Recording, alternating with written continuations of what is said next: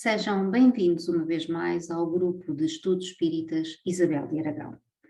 Hoje, em conjunto, vamos iniciar o estudo do capítulo 7º do Evangelho segundo o Espiritismo, analisando e refletindo sobre o tema Bem-aventurados os pobres de espírito, desmistificando e revelando o que Jesus sabiamente nos disse e que tantas vezes ainda gera alguma perplexidade nos mais céticos. Por isso mesmo, aqui estamos, estudando e aprendendo com Jesus e com a doutrina dos Espíritos. Vamos começar então a nossa apresentação. Pois bem, este 7º capítulo, Bem-aventurados os pobres de espírito, é composto por 3 itens. O que se deve entender por pobres de espírito, quem se elevar será rebaixado, e mistérios ocultos aos sábios e prudentes. Nas instruções dos Espíritos, encontramos o orgulho e a humildade, missão do homem inteligente na Terra. Hoje vamos analisar os 2 primeiros. O que se deve entender por pobres de espírito e quem se elevar será rebaixado. Vamos primeiramente citar o evangelista Mateus, capítulo 5, versículo 3. Ouçamos então a palavra do Mestre. Bem-aventurados os pobres de espírito, porque deles é o reino dos céus. E sobre estas palavras de Jesus, o codificador Allan Kardec comenta: a incredulidade se diverte com esta máxima. Bem-aventurados os pobres de espírito, como com muitas outras que não compreende. Por pobres de espírito, entretanto, Jesus não entende os tolos, mas os humildes, e diz que o reino dos céus é destes e não dos orgulhosos. Os homens cultos e inteligentes, segundo o mundo, fazem geralmente tão elevada opinião de si mesmos e de sua própria superioridade que consideram as coisas divinas como indignas de sua sanção. Preocupados somente com eles mesmos, não podem levar o seu pensamento a Deus. Essa tendência a se acreditarem superiores a tudo e a todos leva-os muito frequentemente a negar o que, sendo-lhes superior, pudesse rebaixá-los, e a negar até mesmo a divindade. E, se concordam em admiti-la, contestam um dos seus mais belos atributos: a ação providencial sobre as coisas deste mundo, convencidos de que são suficientes para bem governá-lo. Tomando sua inteligência como medida da inteligência universal e julgando-se aptos a tudo compreender, não podem admitir como possível aquilo que não compreendem. Quando se pronunciam sobre alguma coisa, seu julgamento é para eles inapelável.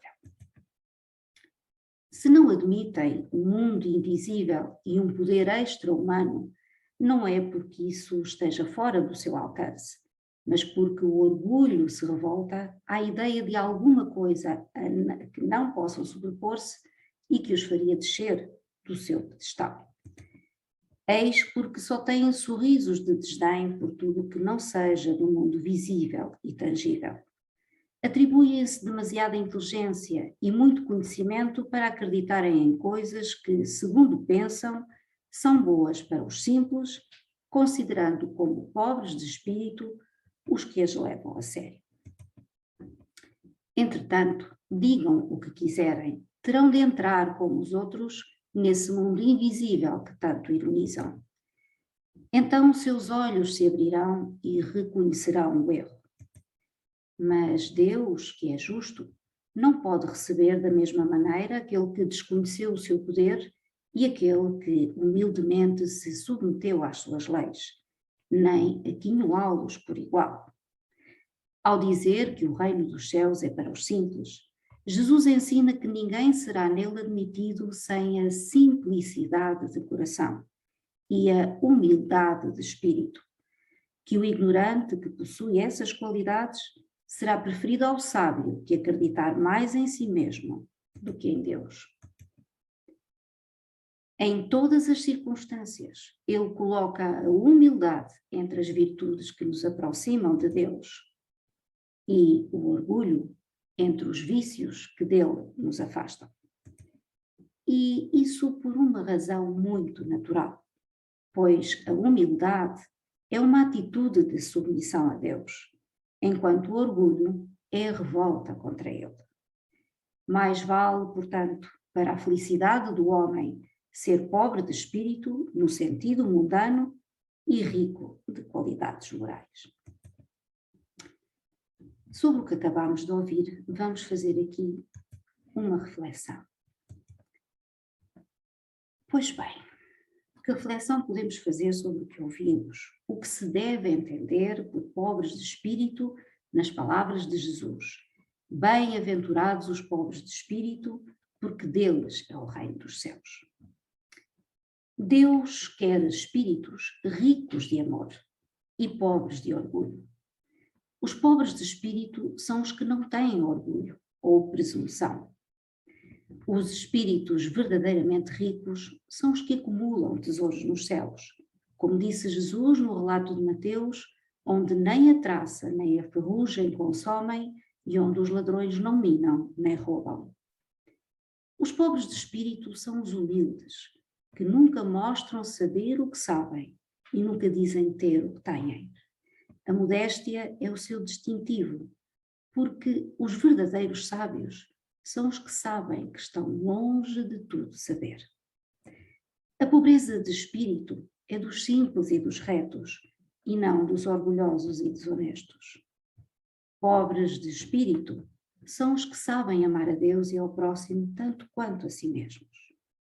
Pobres de espírito são os que estudam com humildade, são os que sabem que não sabem, são os que imploram a Deus o amparo indispensável às suas almas.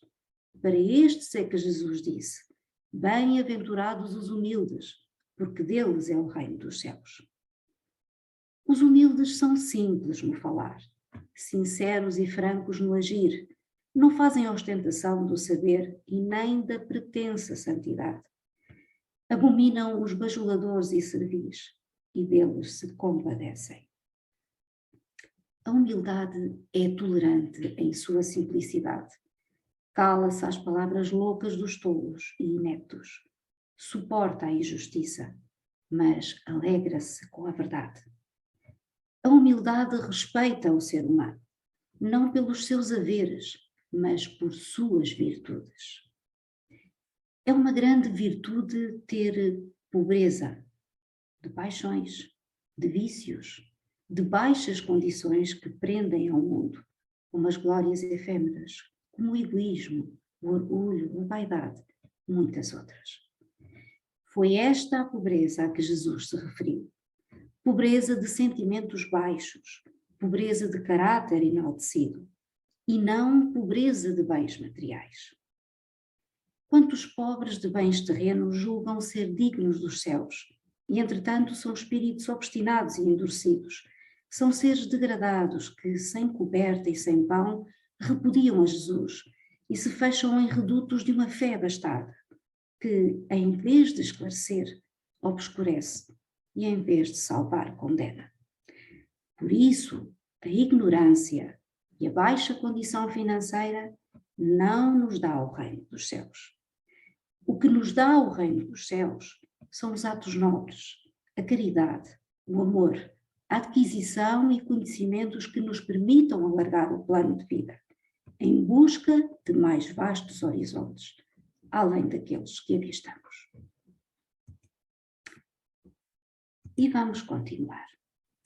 Esta segunda parte, vamos analisar o tema Quem se elevar será rebaixado. Começando por citar primeiramente o evangelista Mateus, capítulo 18, versículos 1 a 5, capítulo 20, versículos 20 a 28 e, por último, evangelista Lucas, capítulo 14, versículos 1 a 7 e 11. Naquela hora chegaram-se a Jesus os seus discípulos, dizendo: Quem é o maior no reino dos céus? E Jesus, chamando o menino, o pôs no meio deles e disse: Na verdade vos digo que se não vos fizerdes como meninos, não entrareis no reino dos céus. Todo aquele, pois, que se humilhar e se fizer pequeno como este menino, esse será o maior no reino dos céus. E o que receber em meu nome um menino como este, a mim é que recebe.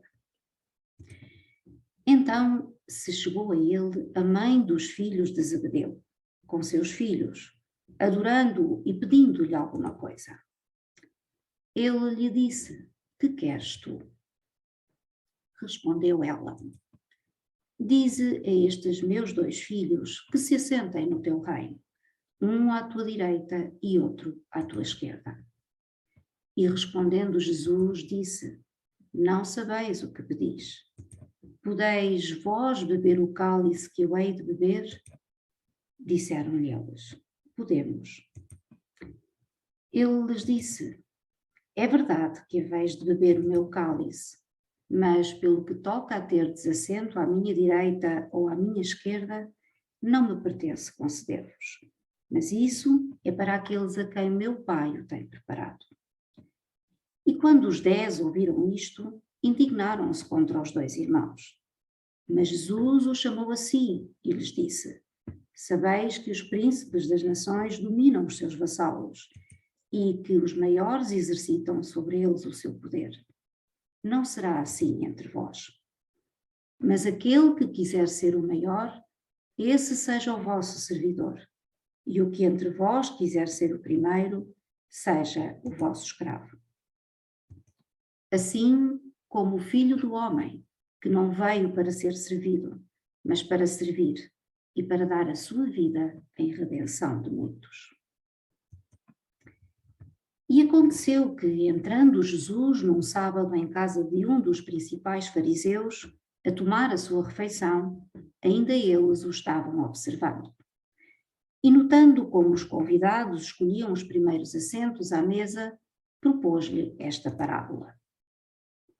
Quando fores convidado a alguma boda, não te assentes no primeiro lugar, porque pode ser que esteja ali outra pessoa mais autorizada que tu, convidada pelo dono da casa, e que, vindo este, que te convidou a ti e a ele, te diga: dá o teu lugar a este. E tu, envergonhado, vais buscar o último lugar. Mas, quando fores convidado, vai tomar o último lugar, para que, quando vier o que te convidou, te diga: amigo, senta-te mais para cima. Servir-te-á isto então de glória, na presença dos que estiverem juntamente sentados à mesa.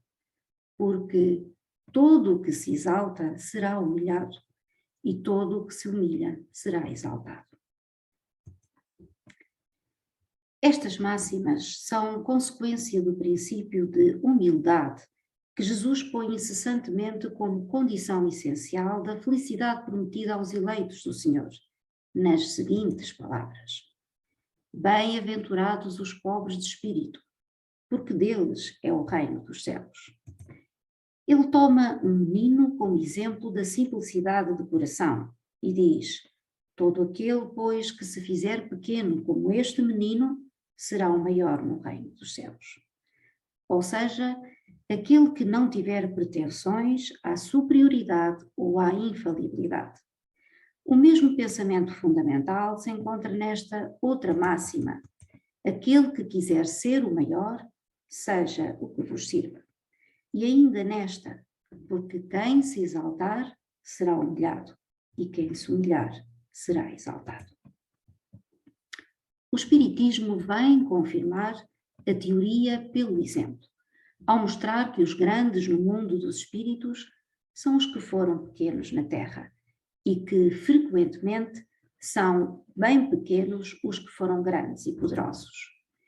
É que os primeiros levaram consigo, ao morrer, aquilo que unicamente constitui a verdadeira grandeza no céu e que nunca se perde: as virtudes. Enquanto os outros tiveram de deixar aquilo que os fazia grandes na terra e que não se pode levar: a fortuna, os títulos, a glória, a linhagem. Não tendo nada mais, chegando ao outro mundo desprovidos de tudo, como náufragos que tudo perderam, até as roupas, conservam apenas o orgulho que torna ainda mais humilhante a sua nova posição, porque veem acima deles, resplandecentes de glória, aqueles que espezinharam na terra. O Espiritismo nos mostra outra aplicação desse princípio nas encarnações sucessivas, onde aqueles que mais se elevaram numa existência são abaixados até o último lugar na existência seguinte, se deixaram dominar pelo orgulho e ambição. Não procureis, pois, o primeiro lugar na terra, nem queirais sobrepor-vos aos outros, se não quiserdes ser obrigados a descer. Procurai, pelo contrário, o mais humilde e o mais modesto, porque Deus saberá vos dar um mais elevado no céu, se o merecerdes. E terminamos aqui esta segunda parte da apresentação. Vamos também fazer algumas considerações sobre a segunda parte. Ora bem, quem se elevar será rebaixado. Pois bem, quanto aos orgulhosos, eles precisam compreender que as leis divinas estão estruturadas de modo a que a evolução se faça pelo menos de duas maneiras. Individualmente, em que cada um deve procurar lutar e vencer as provas que lhe cabem, mas também aproveitando o concurso do próximo, ou seja, enriquecendo o seu saber com as experiências daqueles que nos precederam. Não há dúvida que em qualquer atividade terrena sempre lançamos mão de conhecimentos em que outros foram pioneiros. Por outro lado, precisamos lembrar que Deus nos prodigaliza auxílio extra e esse amparo nos chega de 1000 maneiras.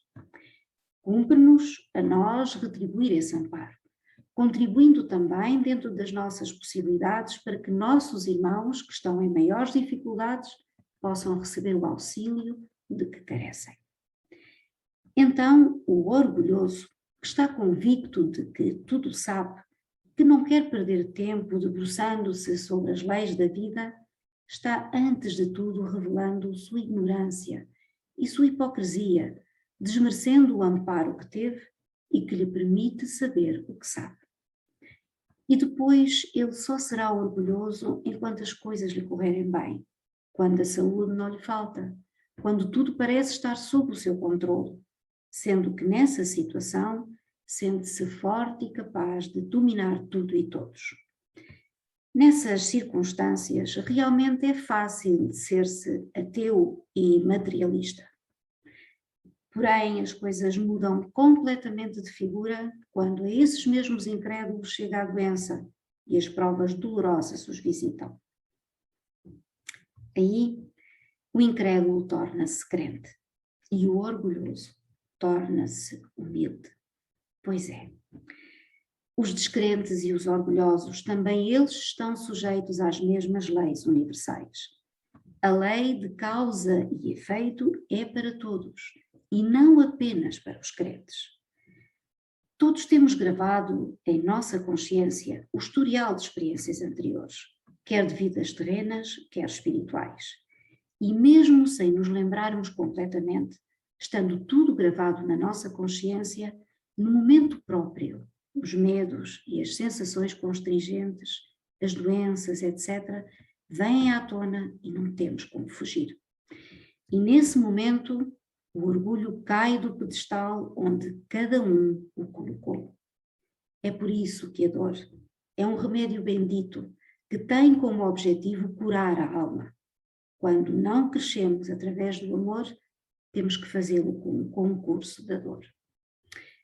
Então, tenhamos presentes as advertências de Jesus, procurando ser dóceis, humildes e simples como são as crianças, puras de coração. Ser humildes de coração é a condição essencial para que tenhamos paz de consciência e possamos entrar no reino dos céus. A humildade é o cartão de ingresso nesse reino de paz e alegrias, Sem a humildade, nenhuma virtude se mantém. A humildade é o propulsor de todas as grandes ações e rasgos de generosidade, seja na filosofia, na arte, na ciência ou na religião. Que cada um se torne grande através de seus atos nobres, sendo que só seremos capazes de os realizar depois de nos despojarmos de nossas imperfeições. Tenhamos presente que, sendo as leis divinas infalíveis, nem o próprio Jesus poderá salvar-nos através de favores pessoais. Jesus nos salva através de seus ensinamentos. Por isso ele advertiu a mãe dos filhos de Zebedeu, que não lhe competia a ele determinar se seus filhos poderiam sentar-se à sua direita ou à sua esquerda. Com a sua advertência, ele nos alerta que serão as leis divinas que colocarão cada um no lugar que lhe cabe, face ao seu merecimento. Então, resta-nos refletir e tudo fazer para termos cada vez mais merecimento, através da prática dos bons pensamentos, das boas palavras e, sobretudo, das boas ações, a que nos convida o Evangelho de Jesus. E são com estas reflexões que terminamos aqui a nossa apresentação, esperando contribuam para a introspeção que todos nos devemos. Enviando o nosso cordial e fraterno abraço do coração, nos despedimos. Até sempre.